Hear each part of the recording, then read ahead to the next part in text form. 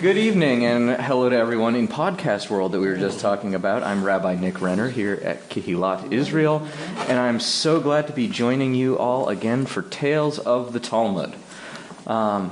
Before we get into, this is part 2 of Yochanan ben Zakkai. If you missed part 1, it's totally fine. I'll recap what's going on. But we're in the midst of the struggle for Jerusalem in and around the year 69 and 70. So, before we get into that, though, what is the Talmud? What is this text we're looking at? I love to do this little recap every time as well, just so we have some idea of what it is we're looking at. Anyone want to toss something out there? What do you know about the Talmud? It's cool. The Talmud is cool. Thank you for that, Mickey. A man after my own heart. I think the Talmud is really cool. It's a recording of the discussions of rabbis starting around 150, 200 CE. Even earlier, yeah. Even earlier than that.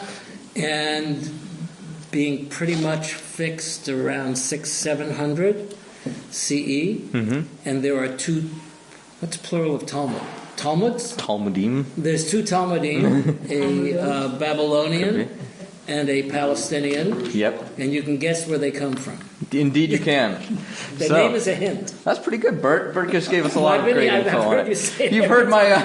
I'm glad it's sticking. So, the Talmud is the beginning of... Yeah, go ahead. Well, and it has sort of two major breakdowns. One is law and one is stories. Mm-hmm. And the major part of the Talmud is on the inside of the book, and all the commentaries around the outside, including dissenting positions, which are presumed. Okay, so in the actual book itself, that's right. We get people who post-date the redaction of the Talmud, so we get even, around the outside, we get Rashi, for instance, a French rabbi from around the year 1100 or so, who has all kinds of commentary, and we have Ein Mishpat Ner Mitzvah, which is a section that explains what the Jewish law is on something today, because there are places where the contemporary Jewish law regarding something is different than what the Talmud says. But you are right; it is stories and it is law. It's legal material. It's the beginnings of the rabbinic project, as it were, the beginnings of rabbinic Judaism. So starting in and around the year 0 with the very, very first rabbis. The first piece of Talmud, it's actually two separate texts, is called the Mishnah. It gets redacted in 220 by Yehuda HaNasi, the head of the Rabbinic Assembly, and then the Gemara is what comes afterward. The Mishnah is largely in Hebrew, Gemara is in Aramaic in large part, although they go back and forth. And it's all about the rabbis trying to figure out how do we make sense of the Hebrew Bible, of the Torah, how do we make this a living, breathing system that comes alive in our time. Yeah, go ahead. Is it ongoing? Not at this point. It continued. It gets canonized in around 600 or so. We're not sure exactly when, but we do know that the last layer of it is a voice we call the Stam. It seems to be the anonymous commentator who gives the last word on what the decision might be or what the consensus is around these things. But it has continued in the sense there are responsa and rabbis and rabbinic... That's correct. Make discussion, that they make decisions, but it's not written down. That's right. As part of it. So I think to answer your question, yes, the commentary and the reinterpretation goes on. Talmud is a living thing, even while we recognize it as having been canonized at a certain time. Right, but when people study Talmud today, very often they're doing what you just said, trying to figure out what does it mean and how do we interpret it for today. So when we say canonized, yes, that's a Christian term. What do we mean canonized? So the canon being a set text that is defined. So people talk about the canonization of the Hebrew Bible even, as well as to when it was defined, as in which books are in and which books are out, because there were other biblical books and literature that didn't wind up in the Hebrew Bible. Ben Sirach, for instance, or Judith are other biblical works around that time that didn't make it into the ultimate canon. And different people have different stuff in different books, not for nothing.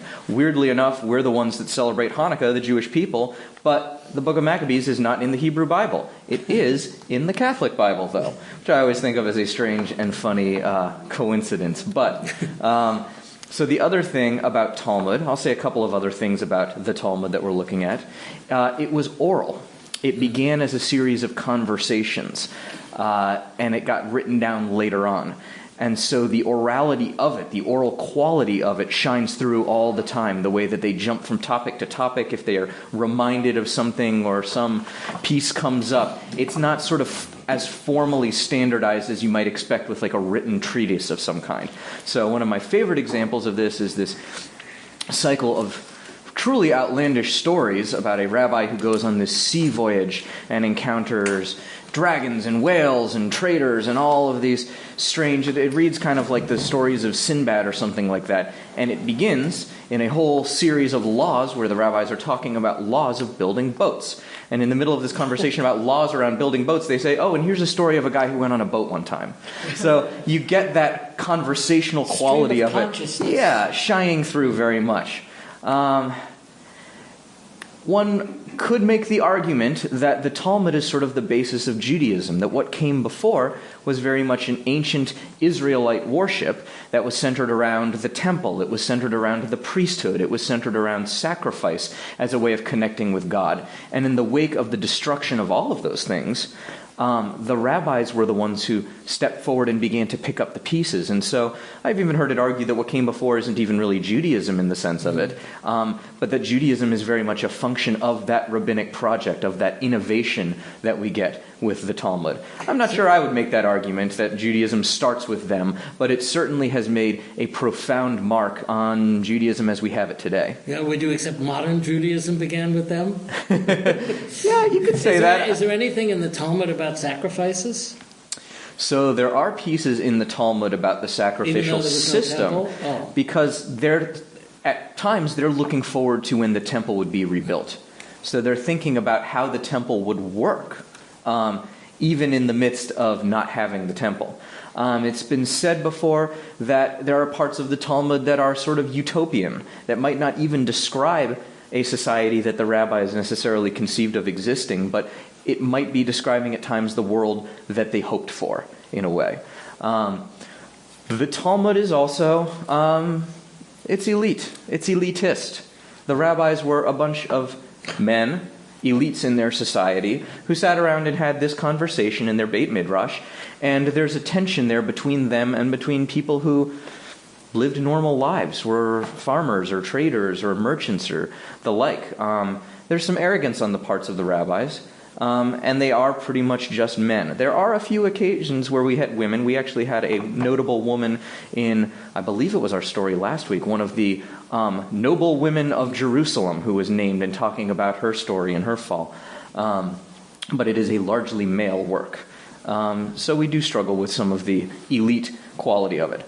It's also oftentimes very dense and very convoluted. You'll see their own logic. There's its own internal sort of rhythm and logic to their discourse. They're also very fond of, using him and he as pronouns, so oftentimes following the dialogue can be challenging. And there are times at which I intentionally leave it ambivalent because some of those, or not ambivalent, leave it vague. You mean because the translation? Yes, there are times that I intentionally leave it unclear exactly who is talking because I consider that an invitation to different readings of it. As my Rav from growing up, Steve Sager, always said, he's a guy with a PhD in Midrash and rabbinic stories, in addition to being a rabbi. He always encourages people to share what their movie version of this is. Read it and think about what it looks like in your mind's eye. Because oftentimes in sort of crafting your own image of it and your own movie version of it, it's a way to look at what assumptions you took to it or what assumptions other people have about it. And the texts are sometimes vague enough that there are lots of different readings. Having all of these different readings and different possibilities, I want to suggest, is not a weakness of the text, but rather it's an invitation for us to take part in that discourse. This is what Judith was talking about. Is it still alive? Well, when we discuss it and bring it into our lives and our time, it very much stays alive with us. And then is it read in the same cyclical way that the Torah is? Good question. It doesn't have a lectionary cycle like the Parsha of the week kind of Parsha HaShavua cycle, but there is a cycle of reading the entire thing one page at a time. Now, this gets back to the Talmud. Yes. 7 years. It takes about 7 years to do that. The Talmud is the longest written work of antiquity. It's 63 volumes. It's 4 times longer than the next longest work, which is some code of Roman law or some such. And a big piece of that is because it preserves even the dissenting opinions. It keeps all of the arguments in there, even when it chooses to go in a different direction with it. When was the last canonized part of the Talmud? Probably 600 something, although it's not totally known. Another interesting thing about the difference between the Yerushalmi, the Jerusalem Talmud, sometimes called the Palestinian Talmud, and the Bavli, which is the Babylonian. The Bavli is more often used in Jewish study today. But the Bavli has also, we see the thumbprint of later generations editing it for clarity. So the Bavli is generally more accessible, but the Yerushalmi, the Jerusalem one, tends to be closer to the original language. So Jewish scholars will oftentimes look to the Bavli for an answer on something, but academics and people who have their PhDs in Talmud and are studying the ancient rabbis will oftentimes look to the Yerushalmi to try and get a closer to the more original view. So it's somewhat elitist also. It's a little bit denser, it's more inaccessible, I would say. What's the relation between the two of them? Is like just interpretation or a whole Good question. rabbis' discussions? Great question. So the interesting thing is that there is this exilic community that came out of the destruction of the first temple, the Babylonian exile. They were then the Babylonians were conquered by the Persians, and King Cyrus let the Jews go back to build the second temple. Well, a lot of Jews stayed in Babylonia, in what is today Iraq, Iran, some of those places, and established these big academies there. And so clearly there is a discourse between these two centers. The rabbis were clearly going back and forth, and they knew all the same rabbis between the different schools. But in many ways, some of the most noteworthy academies were in Babylonia. I think about this kind of discourse as being very relevant to our modern era, where we as American Jews have this ongoing conversation with Israel and Israeli Jews about what Judaism is and is going to be. And I believe that in many ways, just like in the Talmud, the Jewish people are enriched by that discourse and by that back and forth and having that consciousness of afar and that local consciousness in Israel itself. But yeah, they're connected in the whole conversation. Other questions? Yeah. To Judith's question, we say, well, it was canonized in 600, whatever, but, and maybe some people can help. We look at these texts, what was going on in the rest of the world at this time? Throughout Mexico and I think most of Latin America, there was still human sacrifice. Right. This predates Islam. Right, which I think is a 700 something or other, and great perspective, Bert. Right, and in Europe, this is pre-Middle Ages, right? This is dark. Is this one of the dark? We're getting ages? One of the into plagues. Not BCE. AD. That's correct. AD. CE. Well, yeah. CE. We call it CE. CE 600. Right. So we're really taught. We read these texts, and in many ways they seem contemporary, or they seem 100 or 200 or 300 years old. But if you consider what else was being written in the world at that time, this is before the schism of the church in the year 1000, the split. This is before. This is sort of at the edge of the Dark Ages, where it's interesting that the Jews really struggled with Rome as an imperial power, and yet the collapse of Rome and its authority within Europe sort of heralded that medieval time, the Dark Ages, all of that conflict that was going on there. And when were the Crusades? Someone would say about 1,000? Yeah. So this was, the end of this was 400 years before the Crusades, and I'm struggling to remember what was going on in India and China at this time, but I think this was the heyday of Indian and Chinese philosophy. And Chinese philosophy was at its height between about 600 to 800. That was the height of Taoism and Confucianism and all of that. But that's because China also had a history going back to 400 BCE, same as the Jews. They were the two oldest civilizations. But these texts actually predate a lot of that. So for their time, compared with what was going on elsewhere, it really is quite amazing. One last piece is Christianity is, of course, very young in and around the first couple of centuries CE. I've heard it suggested by scholars before that Christianity wasn't its own coherent religion until the Council of Nicaea in 300, can somebody help me with this date, 3-something? 360 something, okay. So we're still seeing sort of the infancy of Christianity and it trying to figure out what it was going to be during these centuries as well.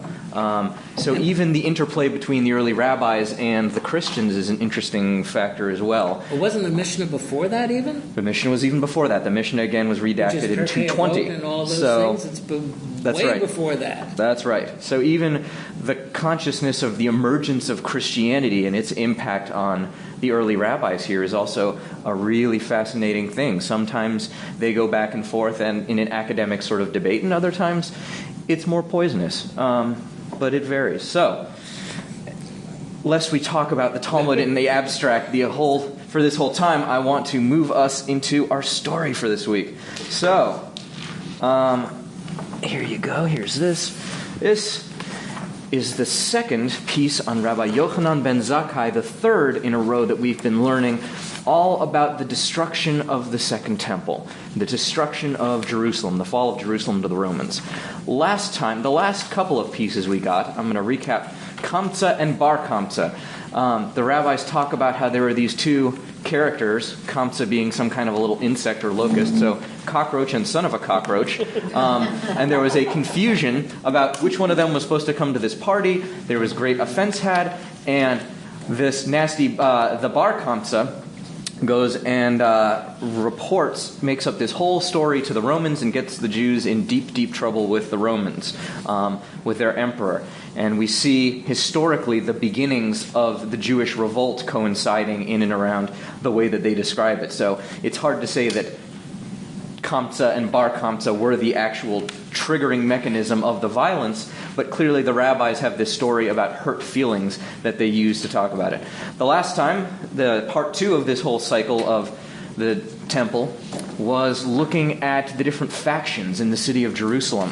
We were there during the siege of Jerusalem where the city had been encircled and there was no way out. And it was in the hands of these zealots, these biryoni, these thugs. My teacher, Steve Sager, I was trying to get a handle on who these biryoni were, and he said that it wouldn't be a bad analogy thinking of them sort of like Italian black shirts, that they were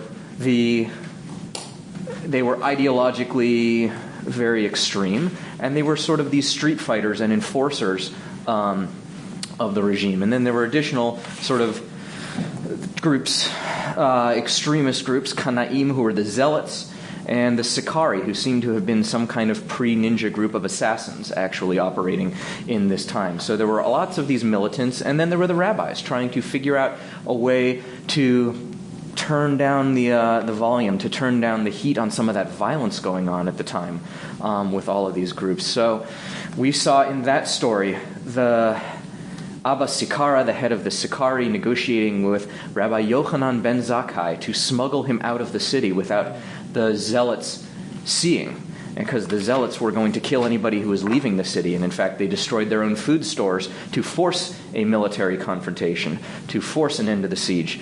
And so Abba Sikara, who seemed to have been sympathetic to the rabbinic perspective and the plight of the people of Jerusalem, helped smuggle Yochanan ben Zakkai and his disciples out, pretending that they were dead.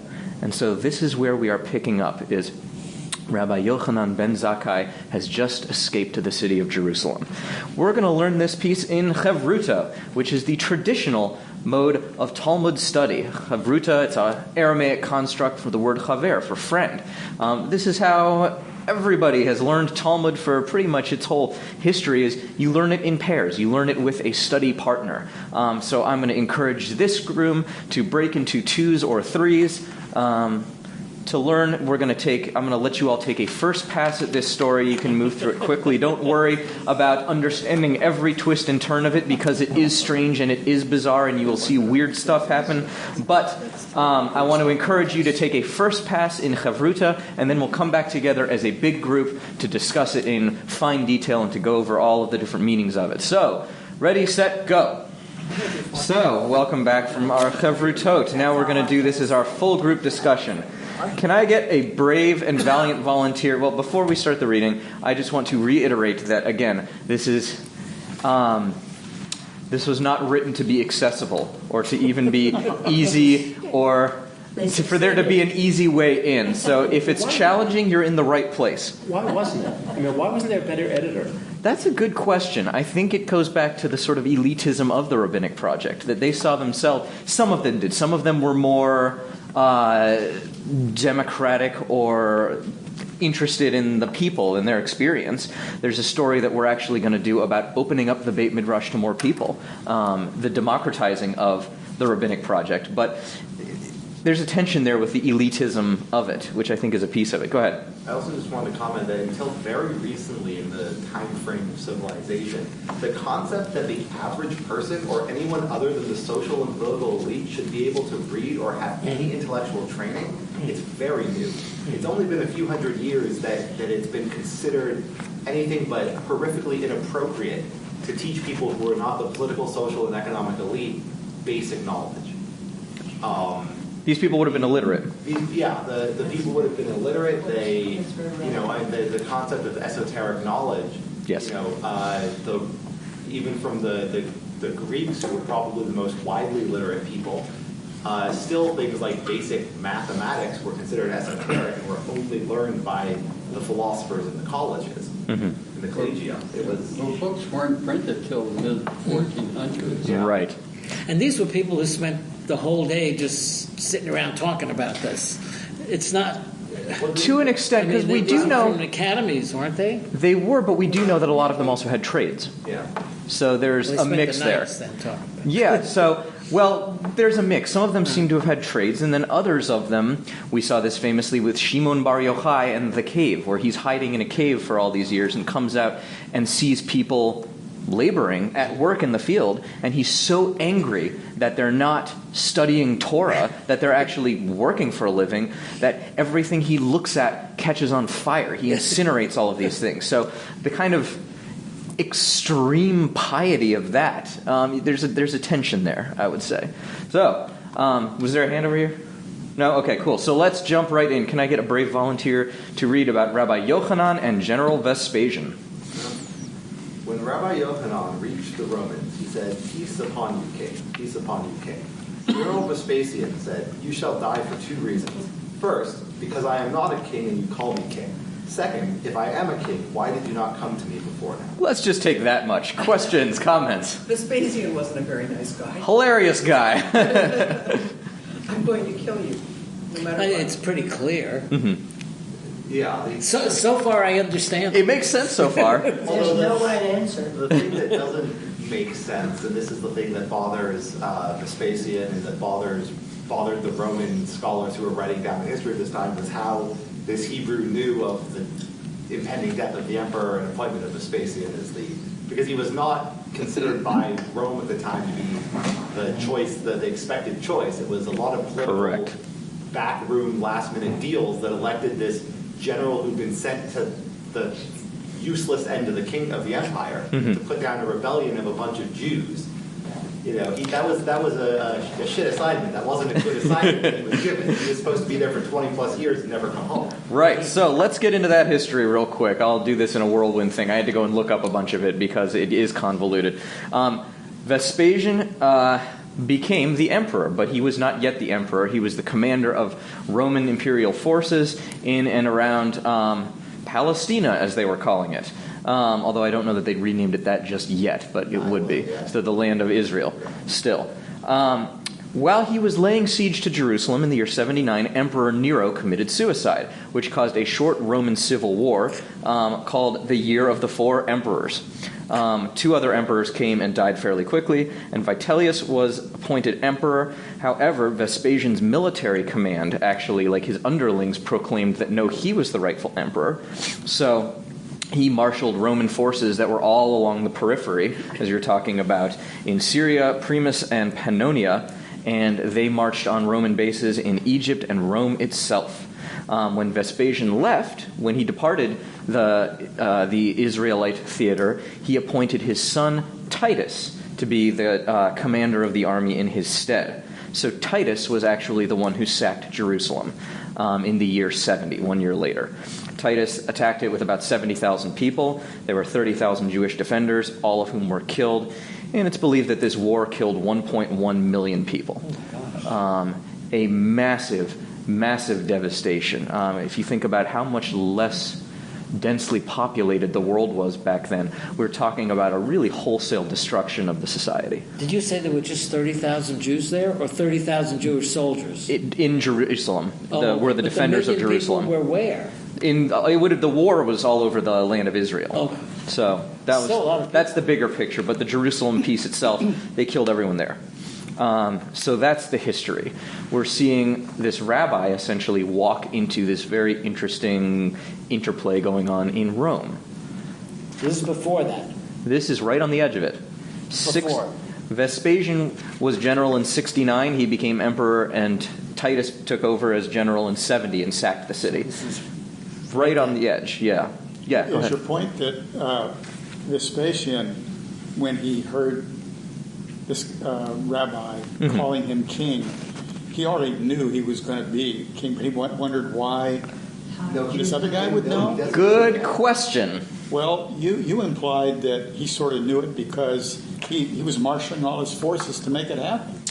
So, if I understood the way you described sort of the history. Excellent question. I didn't mean to imply it necessarily, and if anyone knows the history of that particular civil war better than I do, please chime in. But my understanding was that a big piece of that violence that came sort of as a result of this vacuum that was created by Nero being killed. He died, and then everybody was scrambling to see, who's going to be the next one. So I'm not sure that it's a good question whether or not he believed he was going to be the king or the emperor or whatever. I think it's a question worth holding as we continue to read this. Other questions? All right, let's take the second paragraph. Rabbi Yochanan replied, "As for your saying that you are not a king, in truth you are a king. Since if you were not a king, Jerusalem would not be delivered into your hand, as it is written, and Lebanon shall fall by a mighty one." Mighty one applies only to a king, as it is written, and their mighty one shall be of themselves, and Lebanon refers to the temple, as it says, this good mountain and Lebanon. As for your question, why, if you are a king, I did not come to you till now, the answer is that the Birioni did not let me. Okay, these are the same Birioni we saw in the last story, these sort of Italian fascist black shirt types who were running a lot of the violence in the city and defending against that siege. Questions about this paragraph? So go ahead. The line that I don't quite, that gives me trouble is, and their mighty one shall be of themselves. So who in this is they and themselves? Because if the idea is that if it's just saying, and this king will be of the invading people, then that seems sort of a, redundant and pointless statement. So we're seeing rabbinic logic at work here. The way that they make points rhetorically is they hang them on biblical verses or verses from Torah. So if they can find some piece that makes the point that they want to make, they are totally content to rip it out of its original context and just tack it on for whatever it is they're wanting to say. So what we see here is Rabbi Yochanan has taken a whole bunch of random verses and sort of strung them together to create this idea that Jerusalem would only fall to a king.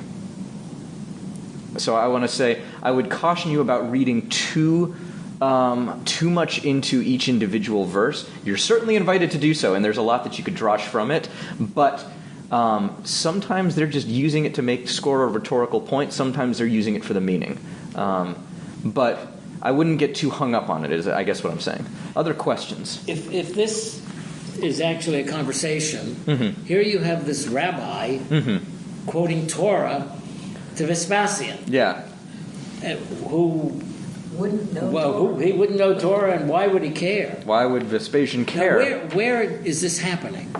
That's a good question too. Because it's not in Jerusalem, right? He seems to have. He escaped Rabbi Jerusalem. Yochanan was taken out of Jerusalem. That's so right. He escaped out on the road somewhere. He's probably at the siege wall. He probably reached the Roman lines and was brought to Vespasian. Why it was that the Romans would see fit to take this random rabbi to their supreme commander, Roman forces is a question too. But So you're assuming he didn't just go and look Vespasian up and knock on his door and say, that could be too. I am a rabbi. This gets into that whole piece about what is your movie version? What does it look like in your mind's eye? So for Bert, he went and knocked on Vespasian's door. Or that's a possibility of it. Yeah. The Roman siege camp, the Roman siege lines and siege camps were set up in a very interesting fashion, which is that they would enclose the city that they were sieging entirely in a stone wall, and then on the outside of those, the outside of those stone walls, they would have a second wall that would fortify an interior camp, which would be stationed periodically around this outside wall. And in the center of the camp was always the command structure. So he would have had to pass through multiple walls, which would have had checkpoints and guard posts and barricades, and then make it through a heavily armed and fortified Roman camp to get to the center of the camp, where the commander would be. So there's in Metzadah. That's exactly what I was about to say, Mickey. You beat me to the punch. If you want to see this structure, you can actually see Vespasian's siege wall and command center at Masada. It's still there. You can see the outline all the way around there, and you can walk over. You can see all the different siege camps, and the biggest one is Vespasian's. Still there. So those of you who get a chance to go to Israel anytime soon, you can see. So are we assuming this happened at Masada? No, That because was Vespasian's siege camp? because he was laying different sieges as the campaign continued. Oh. So after he destroyed, this is probably an earlier one. After he destroyed Jerusalem, they then went and destroyed Masada. They destroyed Gamla. There are a bunch of these sieges that they conducted. Oh, other questions? But yes, it's amazing to actually see this architecture they're describing in person. Yochanan could have been a prisoner. He could have been. In fact, the odds are probably decent that he could have been captured immediately, and they hauled him over. How would he get there? Yeah, He was in a coffin, right? He was in a coffin the last time we saw him. He was in a coffin. And his disciples were taking him out of Jerusalem. Pretending he was dead. So he seems to have popped back out of his coffin in time to be taken by the Romans, or seems to have requested an audience with Vespasian. We don't totally know. But he has made his way over there to have this conversation. Other Vespasian questions? is actually engaging him. Yes. I mean, he's not. He's actually having a conversation with him. They are actually engaging. It's interesting to look at who is messing with who through this whole conversation. But yes, they are talking. So, from a Roman perspective, Vespasian was considered to be a fairly wise and just leader, which was why the Roman army elected him over the existing senators and people who were in line for the throne of the insane Nero. yes. A Roman general of that stature would have been a huge guy. And then for his commanders to then say, no, you should be the emperor, this would have been somebody of real stature. That's absolutely right. One of the things that struck me is that with the king answer, in terms of this, first, I'm not a king and you call me king. Second, if I'm a king, why did you not come before me? Now, with the first question, Yochanan ben Zakkai gives this beautiful flowery drash, weaving together all of these Torah sources and all of that. And then for the second question, he said, well, the thugs wouldn't let me. He doesn't really engage with it. I thought that was a really striking thing, that he takes the one question, but not really the other. Any thoughts about that?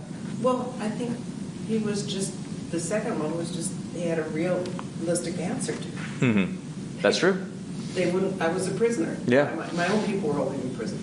Another possibility I heard from our rabbinic intern, Daniel Scher, who was looking at this with me, he said, well, the first part is really about him, about Vespasian. He's doing this for Vespasian's benefit. He wants to butter him up a little bit and say, oh, you're so wonderful because of Jerusalem and the mighty one and all of this, and lining him up to sound like king and God and all of this. Why didn't you get here until now? Well, it's beside the point. Let's focus on you, king, I thought that was an interesting take on it. Clearly, I said before he could be a prisoner. Clearly he wasn't a prisoner, because otherwise Vespasian wouldn't ask him, why didn't you come here before me? He could have been like Josephus. Well, Josephus had been a prisoner. The Romans carried on the Greek tradition of treating captured wise men and learned men with a higher degree of respect than they did most political prisoners, and keeping them as slaves and educators inside of Rome, because all of Rome's culture was plundered. Right. And they were not very discreet, or they didn't discriminate about whose culture they plundered. They would take anyone's. just sort of folded into what they were doing. It comes like Alexander started that in a big way too, even before. So, I mean, it's reasonable to think that, if he were Abba Sikara, one of these, militant leaders, they'd have, flayed him alive or some such. Whereas, for the scholar, we'll talk to him. I think there's a reasonable suggestion to be made there. Other thoughts about this paragraph, before we continue on? All right, let's continue on. Who wants to pick up reading for us? Vespasian said to him, "If there is a jar of honey and a snake is wrapped around it, wouldn't they break the jar in order to kill the snake?" Rabbi Yochanan ben Zakkai was silent and could give no answer. Rabbi Yosef, or as some say Rabbi Akiva, said about Rabbi Yochanan, "I am the Lord who turns sages backwards and makes their knowledge foolish." Rabbi Yochanan should have said to Vespasian, "We take a pair of tongs to seize the snake and kill it, so we leave the jar intact." So these other rabbis look at him and say, "Idiot, what are you talking about? Why do you have to break the jar? You can, pull the snake off with, a tool or something." We get the metaphor here, though, right? Siege of a city. Exactly. So the snake, to Vespasian, I believe he's talking about the Sicarii, the Biryoni. He's talking about these Jewish militants that he can't get out of the city itself being the jar of honey, this prize that he wants. So he's saying, you have to break the thing in order to get rid of the snake. Whereas the other rabbis say, "Idiot, that's not true. Why didn't you have an answer for that?" He's silent in the face of that reasoning. Why is that? They know the answer. Who are these two other rabbis? One of them we've spent some time with here. I mean, Akiva is one of the most famous of all rabbis, and he would have been young at this time period, because he was more, or was he a much better? Rabbi Akiva died in the year 135. Okay, so he wasn't. So he would have. This would have been simply commentary from. Didn't he become a rabbi when he was 40 or something That's like right. that? Yeah. So, if anybody remembers some of the stuff we looked at with Rabbi Akiva, he was this brilliant Torah scholar, this wonderful rabbi, and he was one of the instigators in and around the Bar Kokhba revolt. He was the one that renamed Shimon Bar Kosiba Bar Kokhba. Bar Kokhba means literally son of a star, and it's because Rabbi Akiva wanted to elevate this rebel commander to not just being, an insurrectionist, but actually being the Messiah. And other rabbis rebuked him for it. There were some that said, Akiva, you're going to be 6 feet under and the Messiah still won't have come. Or what are you kidding about this stuff with Bar Kokhba and this guy? So Rabbi Akiva may have a very different take than Rabbi Yochanan ben Zakkai. Rabbi Akiva was much more closely associated with real militarism. The Bar Kokhba revolt actually seems probably destroyed an entire Roman legion, and they had their own, basically, state for 3 years before the Romans came in with overwhelming force and massacred them all. That slaughter in 135 was probably the biggest of all of them between the wars in and around 70, the war at 118, the Great Revolt, and the Bar Kokhba revolt. That probably led to the greatest devastation of all of that, and that was sort of the end of any kind of Jewish militarism in antiquity. Yeah. So one thing that I've always found interesting about Rabbi Akiva, and this is perhaps because he was a layperson for the first 40 years of his life, but he has this very sort of streetwise practicality about him. He seems less into the esoteric and more into the, this is what we should be doing when he comes in. He does have a very militaristic view on everything, but it seems like, instead of discussing in all of these weird ways ideas that Vespasian is the king, just give him a good answer to a question. He has this question that you may sound really difficult, but there's a clear answer. Yeah. Don't beat around the bush. Just this is the answer. Right. Absolutely. I have two Rabbi, yes. Two questions. Yes. This last sentence, Rabbi Yochanan should have said to Vespasian, is that Akiva speaking still? That's probably... I'm not clear about the quotes, who's saying what here. So this is the problem. There aren't quotes in the Talmud. So... is the implication...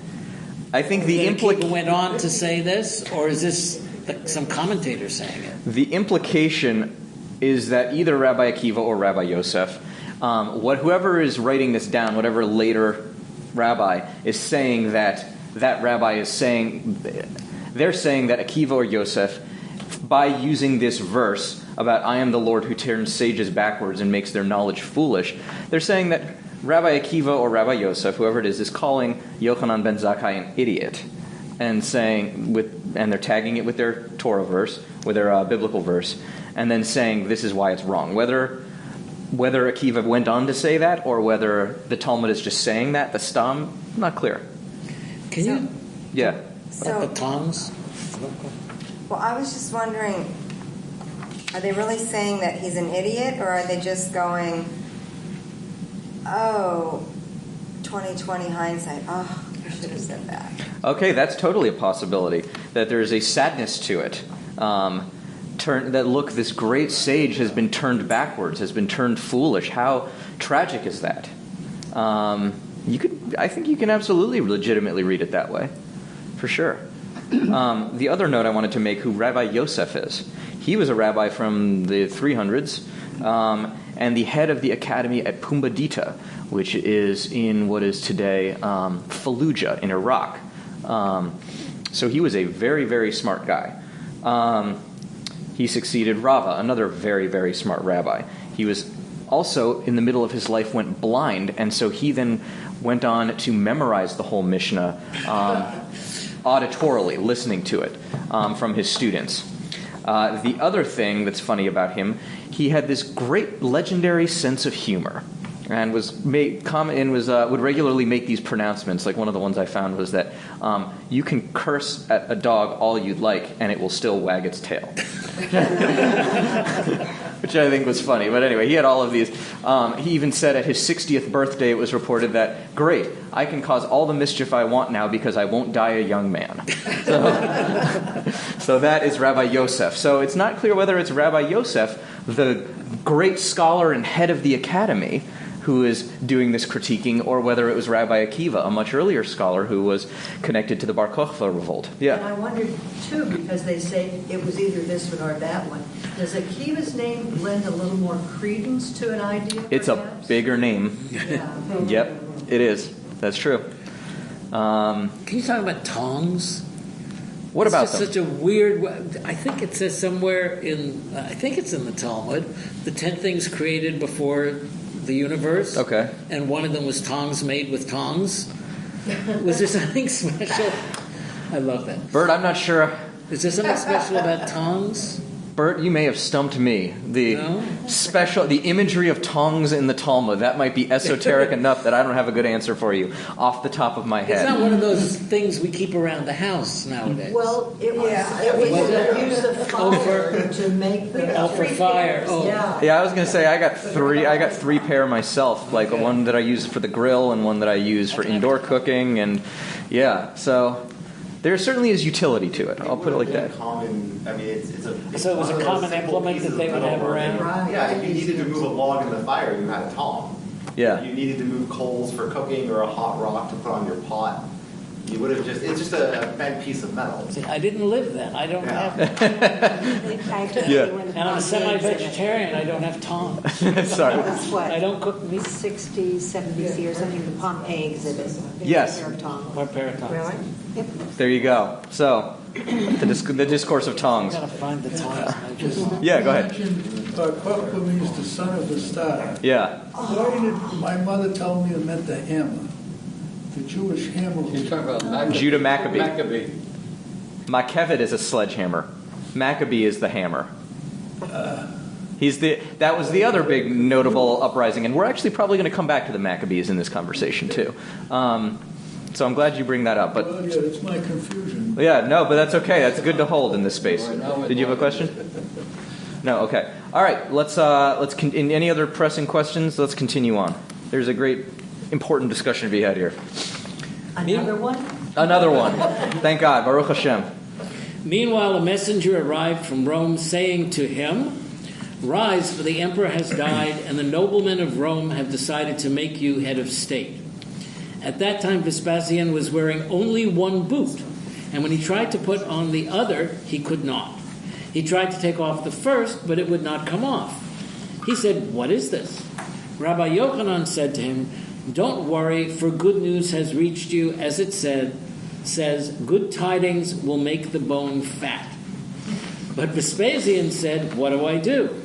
He replied, "Let someone whom you dislike come and pass before you. As it is written, a broken spirit dries the bones." He did so, and the boot went on. Vespasian said to him, "Since you are so wise, why didn't you come to me until now?" He said, "Didn't I tell you?" Vespasian retorted, "I also told you." All right. Who's on first? So, questions here. What does it mean? Okay, what does it mean? So, What's the boot symbol? Well, I think he was just all befuddled because he got this good news and he didn't know which way to go. He couldn't move. He couldn't stay. I think it's a metaphor. I mean, so he had one boot on and couldn't figure out how to get the other boot off. Or Lovely. Put the other one on. very nice. Why was he wearing only one boot? Good question. Did he just hang around? Have you ever? Just got interrupted, taking off the boots right when this Jew walks through his door. Yeah. Grant said Well, that didn't even really happen. It was just a metaphor. Yeah, that's an Well, interesting it's a idea metaphor. to ask, how committed was he to this moment? Was he fully committed to this destruction of Jerusalem? Because he's not the one that pulls it off. It was his son who does it. So he's started this project, this invasion of Israel, and he's succeeding, but he's not the one that's going to carry it through, in fact. So that's a really So maybe interesting... he says he's not ready for it because he only has one boot on. A lovely suggestion, too. He's not prepared yet. That could be, too. Yeah. So the other thing, though, is this idea of the messenger from Rome saying that the noblemen of Rome decided to make you head of state. The noblemen of Rome backed the other guy, and it was the armies that backed Vespasian. We have a historical anomaly. Vespasian took his army, his legion, and about 3 or 4 others and marched on Rome. That's right. And fought a very, very short battle and conquered it. Yeah. So it wasn't the noblemen of Rome who elected Vespasian. It was the hierarchy of the military. So what do you make of that? The Talmud changed the Roman politics. Okay. I think that by doing that, they're trying to lend more authority and credence to Vespasian, which seems strange to me because, yes, Vespasian did not sack Jerusalem, but it was still his army and his son who did. But they're trying to somehow absolve Vespasian of the authority of carrying out the destruction of Jerusalem. I think that's a great reading. The other suggestion that comes to mind is that the rabbis know how this works out with who becomes the emperor, and they would rather that the legitimacy of the emperor come from the nobles, the elites of the society, rather than the thugs, the army, the biryoni, the fighters, because they're in their own struggle right now with their own fighters right now. So it makes sense to me that if their agenda is inflating the rabbinic project, that they would come up with a reading that met their needs rather than historical fact. They've still got their foot in the door, so to speak. with Yeah. boots on. Yep, and they've got an agenda, for sure. Yeah. So this part about the broken spirit dries the bones. Yeah. Is he referring? Yohanan is referring to being also philosophical and let someone who you dislike. Is he referring to himself? Let Good me question. pass before you. That's a great question. And you will see that this will make you more humble or more understanding or more whatever. That he is breaking the spirit of Right, and then Of General it went Vespasian. on, and it was and then the boot went on after that. That's cool. I have to write that down. Changed his mind. That's good. Yes, we have it's an interesting interpretation because we don't have a reference to who it is that passes before Vespasian. Just that Vespasian tries out this looking on someone with great displeasure, and lo and behold, his foot shrinks. But look who he's looking at. He says, "Let someone." Well, who else was there? Well, we don't know. That's the problem. They're in a Roman military camp. These are very. Could be all right. There could have been political enemies of Vespasian. There could have been. There's so many things that it could have been. There's so few references because of vague pronouns. And that idea that that Yohanan has the ability to lower Vespasian's spirits as this captive from this city that's about to be crushed. That's an interesting inversion of power in that But way. he's been doing it already. Yes, that's right. That's absolutely right, the way that power is working in this conversation. Also, the Jewish revolts were some of the only in Roman history that were even close to being effective. Right. They all ultimately failed, but they did more damage than even the Iberian revolts did not do as much damage So, to the Roman legion stationed there. my understanding is that the Bar Kokhba revolt and one other revolt in Germania were the only ones to annihilate entire Roman legions in the history of the Roman Empire. German revolts So these are these were fierce people we were talking about here, in their ability. What do you make of the end, that last couple of sentences? It sounds like a playground fight. Yeah. You know, didn't I tell you? I told you. Mm-hmm. I mean, it really. Why do you think he asked him again? Why didn't you come to me until now? He repeats the question from before. Well, I think that Vespasian doesn't buy the initial answer of just, I was helpless because of these thugs, because of the sort of immense wisdom that he's seeing in Yohanan, this intellect and this wisdom. And he sort of expects more out of Yohanan. Like he's thinking that maybe Yohanan is sort of reaching a level of maybe intellectual or strategic equal, but then he has this one glaring flaw. And that he's sort of giving Yohanan an opportunity to repair that flaw. Okay, and good. that Yohanan fails to do so tremendously. It's another really weird thing about I'm just reading this again. Yeah. So Vespasian is there. Somebody comes and says, "You're going to be emperor." And he starts fiddling around with his feet and worrying about why Rabbi Yochanan came to see him or not. It doesn't all go together to me. Well, the guy says rise to him with one shoe on. But why would somebody come in and tell the guy who's going to be the emperor to get up? I mean, you know. For the warning, the Romans to pay respect. They had to stand whenever the emperor or the news or the bearing of the emperor was passing by. Sitting was treason. So when he's getting official news of Nero, he has to be standing to receive the news, even if that news is that now he's the new emperor. But then he starts messing with his boots. Maybe that's because he tried to stand up and he realized he didn't have two boots on. Yeah, that's not. So let me. That could be too. Let me ask a question that Daniel Scher and I went back and forth in circles about, which is, did Rabbi Yochanan cause Vespasian to be emperor, or did he know the future that was going to happen?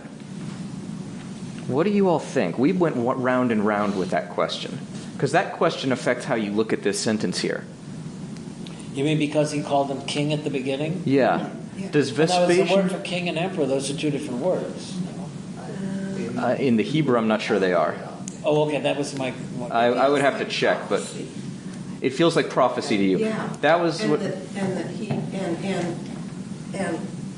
thing that, rightly or wrongly, that kind of gets sprung in my mind, because I don't know the history of Rome at this point, but it seems like that Vespasian, of all of them, he was not setting out to be emperor. It was his men wanted him to be emperor. Mm-hmm. So he's like reluctant. So the suggestion Daniel Scher made was that rather that they're changing history again. They're suggesting that Rabbi Yochanan put that seed of a thought in Vespasian's head.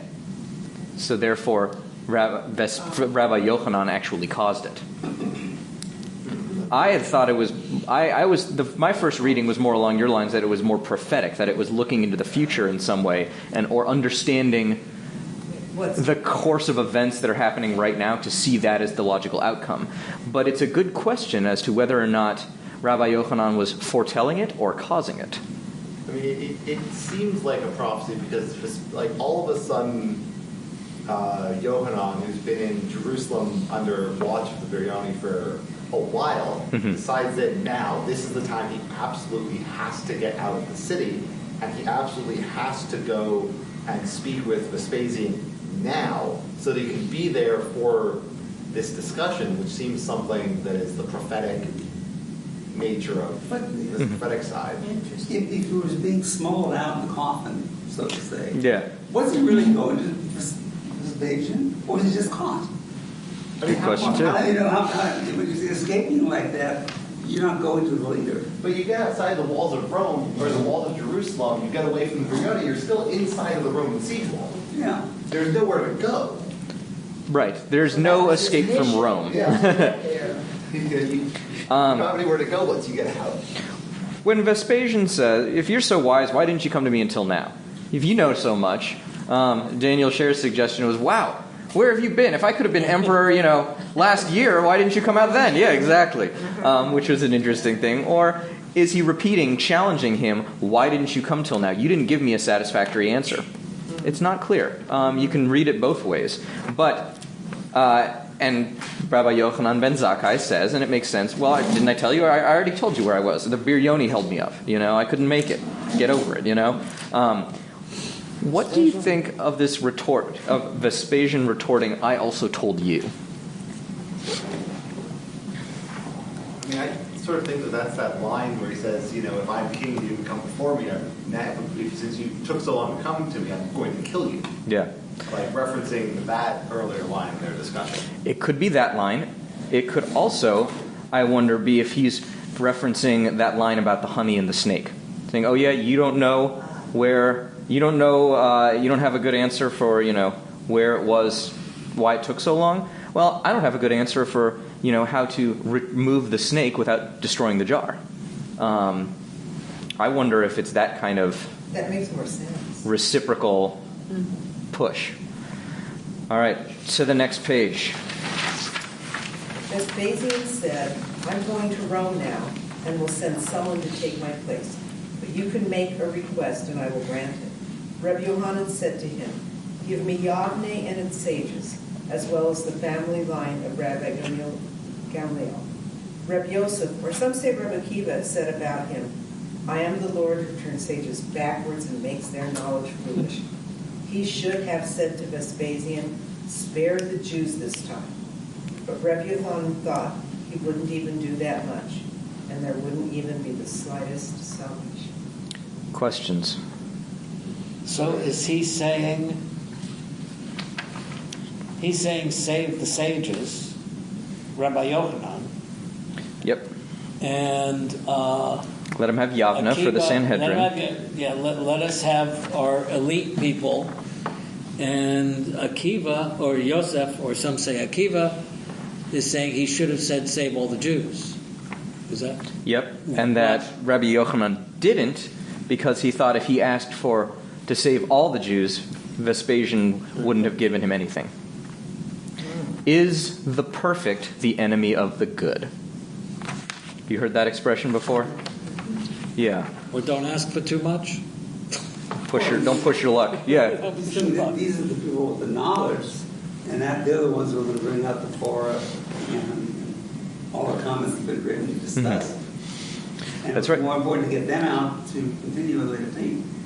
Yeah, go ahead, Abraham. Well, the two comments, but one was I noticed that Yochanan seems to have no interest in saving any of the priesthood.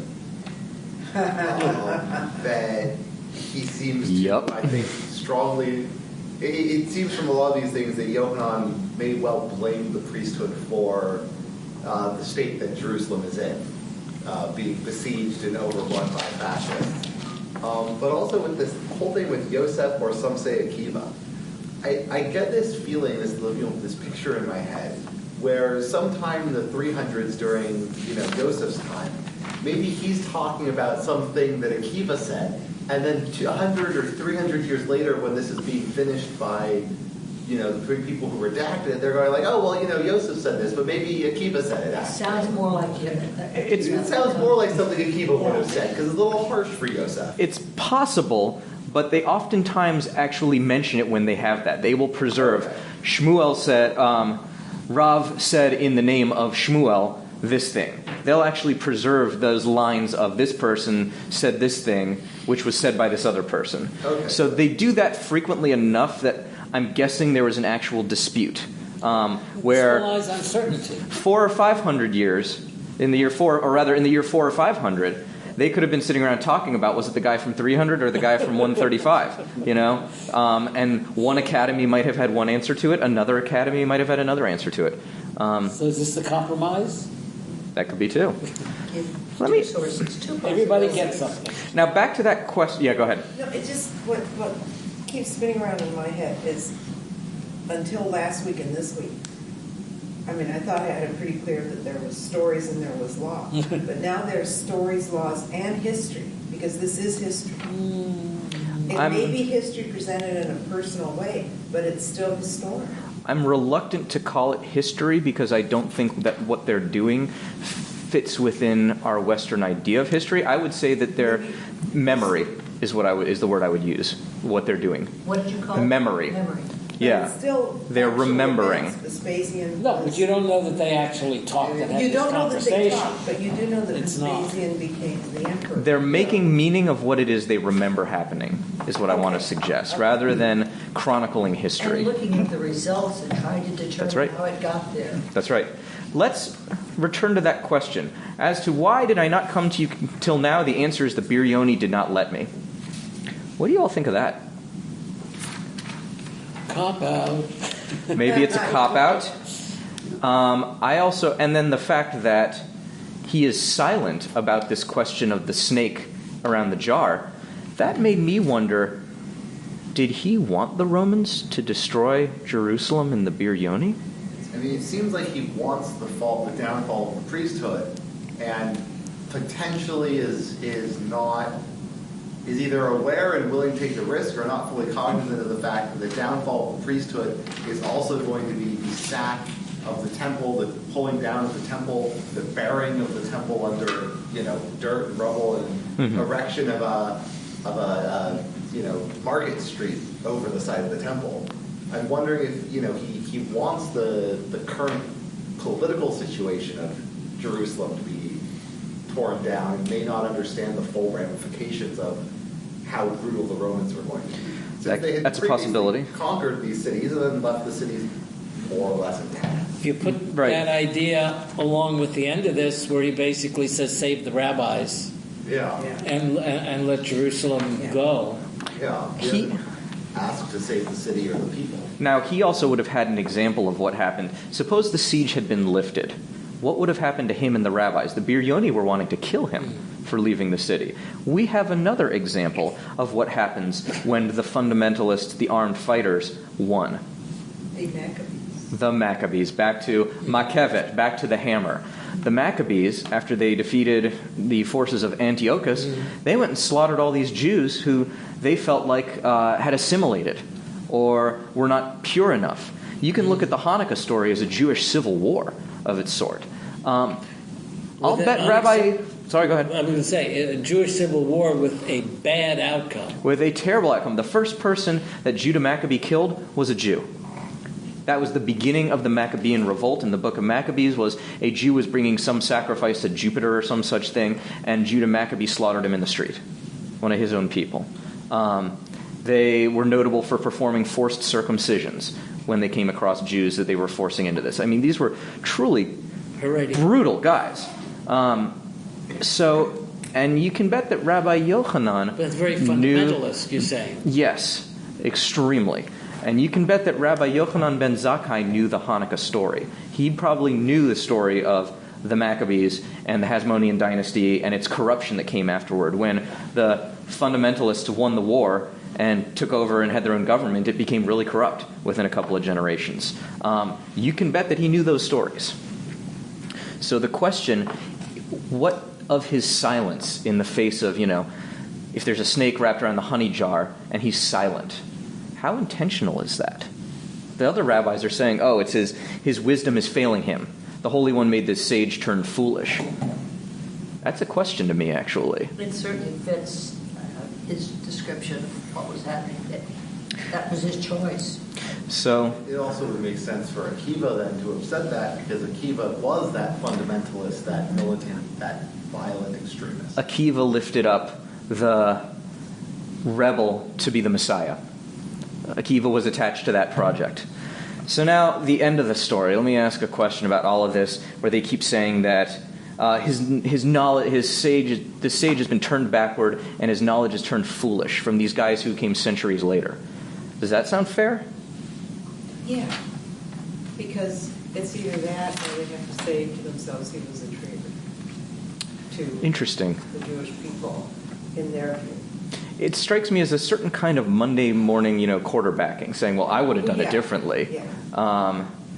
What I was saying during when we were discussing with groups is that it's like when you're in the shower the next day and you realize that you have the perfect comeback for that guy who insulted you a week ago. Yeah. And if you'd only been able to say that on the spot, you would have utterly destroyed this person and shown him up to be a fool. But you think of it in the shower the next day.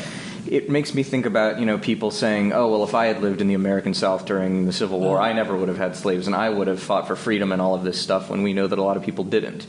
It makes me think about the question of the Allies not bombing the Nazi rail lines during World War II, and people saying after the fact they should have done more to impede the Jews being shipped off to these death camps. On one hand, maybe they did have the capacity to do that. On the other hand, they were also fully committed to destroying fascism, which seemed to be a pretty total war at that time. So, turning the St. Louis around and sending that's it right. back. That's right. It seems to me that the rabbis are asking the same kind of question that we ask when we go to Yad Vashem and ask, should they have bombed the rail lines? Thoughts, responses? We don't know what was going on in the scene at the time. In this text? Yeah. Many of it. But, he could well have been sort of intimidated and think, well, I give him too many smart answers, he's not going to take the rabbis out. Mm-hmm. And he makes it out. It's that 20/20 hindsight again. Yeah, about, should you save this small group that you can because you think you're able to, or should you try and save a bigger group that you don't think you'd be able to? It's a real moral quandary. And I don't think it's easily answered. I do think that, although here's another thing. The rabbis, it's not clear historically that these rabbis ever actually were meeting with Vespasian or Titus or any of these people that conquered this place. But they did survive somehow. So it's kind of an interesting question to wonder how it was that they did manage to work their way around the Romans to set up their academies and such at Yavna, and then manage to survive the Great Revolt in 118, and then survive the Bar Kokhba revolt. Clearly they were having to play a very careful political game. And the morals, the ethics of it are challenging. How much do you try and save if you're not in a position? I think about the Talmudic injunction that whoever has saved a life, it is as if they have saved the whole world. You could slice that either way to say that the people he saved, those represent a whole world in saving the people that he was able to. You could then turn it on its head and say, each one of those people that he didn't save, that was the whole world right there. There's no easy answer to this. But clearly they're dealing with moral complexity. And they're coming out on different sides of it, too. It seems that they're very able to see the different sides of the discussion, even when they struggle to answer the question. Thoughts, comments, responses? It seems like one struggle that the writers of the memory of this history had to answer was, we know Jerusalem, everyone in it was annihilated. We know everyone at Masada was annihilated. We also know that Yavne survived, and we know that we survived. How could it be that we survived?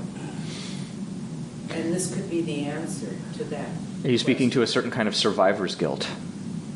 Is that where you're going with this? Just the need to explain. To explain what had happened before. Yeah. This is where I would return to saying I don't think they're doing history, but I think they are creating meaning around their memory, their collective memory of what happened. You could say that about many things in the Torah. Many of the stories in the Torah, same thing. They are people looking back and trying to give meaning and explanation, like how did we get here? Why is the universe here? Well, the answer is 7 days and God created whatever.